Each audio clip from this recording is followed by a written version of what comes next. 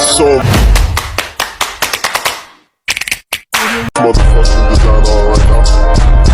Bring it down, bring it down, bring it down. I got 3 old bastard Assalamualaikum warahmatullahi wabarakatuh. Kami dari kelompok 6 ingin mempresentasikan motor induksi rotor sangkar dengan saya Sabrina Ayunani dengan NIM 210503235 dan rekan saya Iqbal Apandi Ginting dengan NIM 2105032015.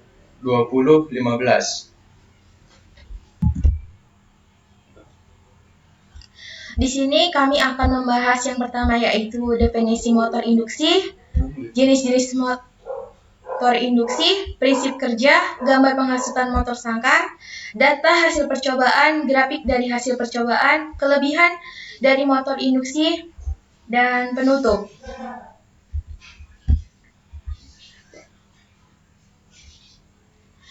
Yang pertama yaitu pengertian motor induksi. Jadi apa sih itu motor induksi?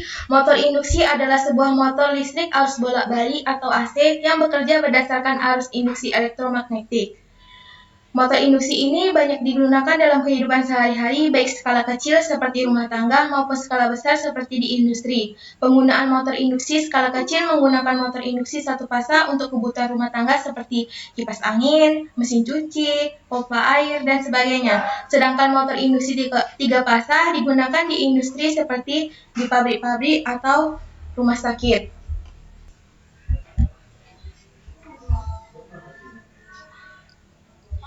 Yang kedua yaitu jenis-jenis motor induksi. Yang pertama yaitu motor induksi satu pasang. Motor induksi jenis ini adalah motor pasang tunggal yang tidak bisa dioperasikan secara langsung karena flux yang dihasilkan dari arus pada stator dan pada rotor besarnya sama namun berlawanan arah sehingga total flux yang dialami oleh rotor adalah 0. Agar motor dapat berputar, perlu perbedaan pasang yang dibuat dengan konfigurasi sesuai jenis motornya. Untuk motor induksi satu pasang ini terbagi menjadi motor kapasitor, motor set pole, dan motor universal. Untuk motor yang kedua yaitu ada motor induksi tiga pasang. Motor induksi tiga pasang ini yaitu sistem tiga pasang yang telah menyediakan perbedaan pasang sebesar 120 derajat pada setiap pasang sehingga terjadi perbedaan flux magnetik yang menggerakkan motor. Adapun jenis dari motor induksi tiga pasang ini yaitu motor tiga pasang rotor belitan dan motor tiga pasang rotor sangkar. Untuk bagian jenis dari motor induksi satu pasang yang pertama yaitu motor kapasitor. Motor kapasitor adalah motor satu pasang yang menggunakan kapasitor sebagai pembeda pasang antara rotor dan stator sehingga motor dapat berputar.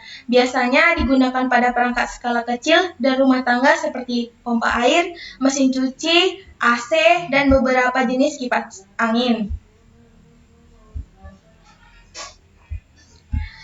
Untuk yang kedua yaitu motor set pole, yaitu motor dengan motor rotor sangkar tupai yang biasanya ditemui pada kipas angin dan blender. Konstruksinya sangat sederhana. Pada kedua ujung stator ada dua kawat yang terpasang dan dihubung singkatkan yang fungsinya sebagai pembeda pasang. Yang ketiga yaitu motor universal. Motor universal adalah motor satu pasang dengan belitan stator dan belitan rotor. Motor universal dipakai pada mesin jahit maupun motor bor tangan yang konstruksinya sederhana, handal, mudah dioperasikan, daya yang kecil, dan torsinya cukup besar.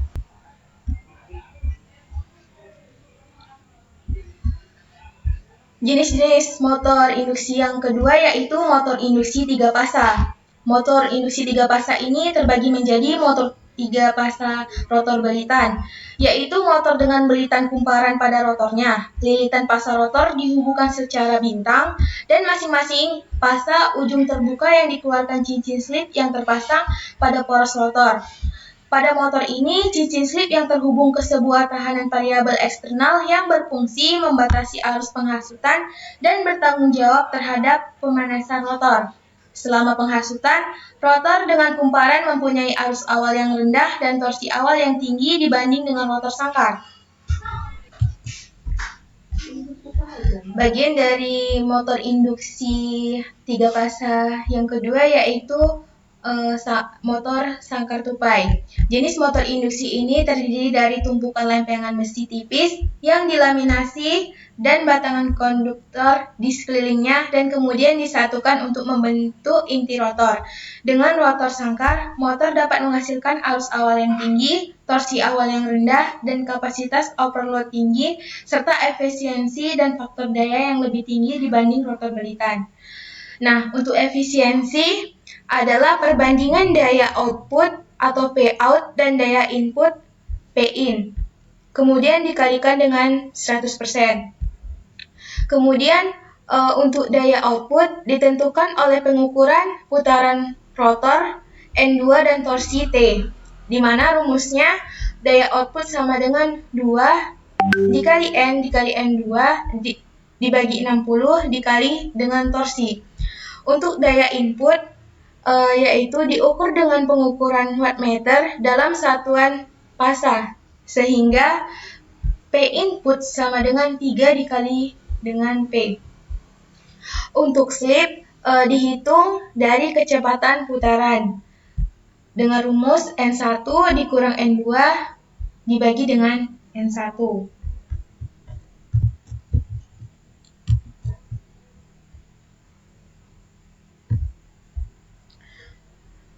Yang ketiga yaitu prinsip kerja motor induksi.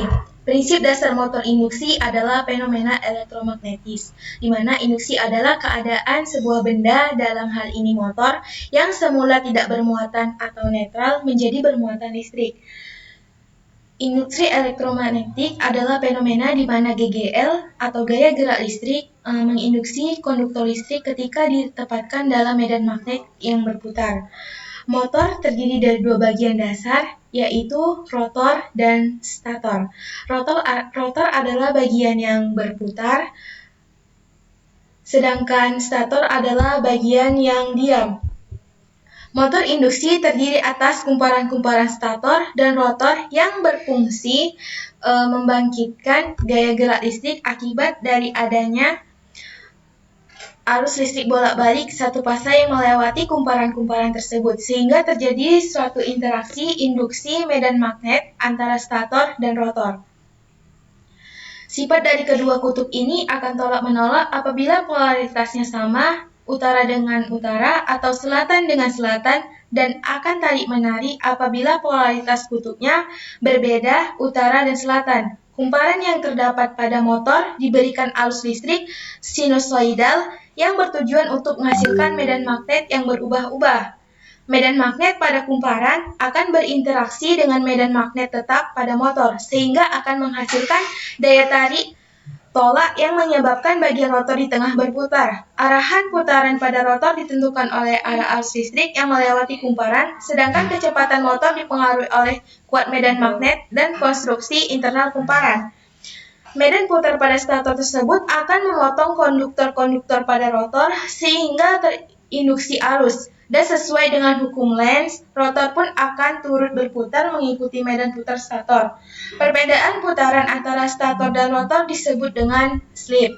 Bertambahnya beban akan memperbesar kopel motor yang oleh karenanya akan memperbesar pula arus induksi pada rotor. Sehingga slip antara medan putar stator dan putaran rotor pun akan bertambah besar. Jika beban motor bertambah, putaran rotor cenderung menurun. Pada rotor sangkar terdapat kumparan stator yang ditempatkan pada slot-slotnya yang dililitkan pada sejumlah kutub tertentu. Jumlah kutub ini menentukan kecepatan berputarnya medan stator yang terjadi diinduksikan ke rotornya. Makin besar jumlah kutub akan mengakibatkan makin kecilnya kecepatan putar medan stator, dan sebaliknya, kecepatan berputarnya medan putar ini disebut dengan kecepatan sinkron. Dapat dilihat dari gambar di samping. Untuk presentasi selanjutnya akan dijelaskan oleh rekan saya, Iqbal Afandi Ginting. 4. Gambar pengasutan motor induksi rotor sangkar. Ya, inilah gambarnya yang kami sudah praktekkan. Jadi langkah kerjaannya: 1. Pasang saklar segitiga bintang pada posisi delta dan saklar pembalik arah pada posisi maju. Poros motor harus ditahan dengan tangan sehingga motor tidak berputar. 2. Masukkan saklar sumber tegangan bolak-balik. Naikkan tegangan sehingga arus rotor naik dengan langkah 1A sampai mencapai arus nominalnya. Untuk setiap langkah, catat U dan I. Matikan sumber, turunkan tegangan sampai 0. 3. Pindahkan saklar segitiga bintang ke posisi delta. Ulangi pengukuran 1, 2. Langkah kerja untuk membalik arah. Pasang saklar bintang atau delta, posisi bintang, saklar pembalik arah pada posisi 0. Masukkan saklar sumber tegangan bolak-balik, naikkan sampai 220 volt. Pindahkan saklar pembalik arah ke posisi maju. Bila sudah berputar, pindahkan saklar bintang dan atau delta ke posisi delta. Pindahkan kembali saklar bintang atau delta ke hubung bintang. Pindahkan saklar pembalik arah dari 1 ke mundur 2. Ukur waktu yang dibutuhkan sampai motor berhenti berputar.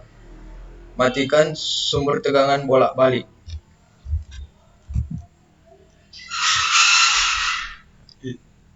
5. Data hasil percobaan yang telah dilakukan. 1. Pada tabel percobaan saat arus starter hubung bintang. Dari tabel berikut, jika arus 0 maka didapatkan tegangan 0, dan jika arus 1 maka didapatkan tegangan 25,8.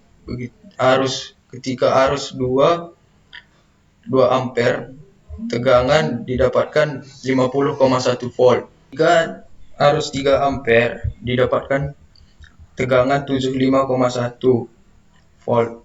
Dan ketika arus 3,8 ampere didapatkan 95,1 volt. Pada tabel 2, percobaan saat arus start hubung delta. Ketika arus 0 ampere didapatkan tegangan 0 ampere volt.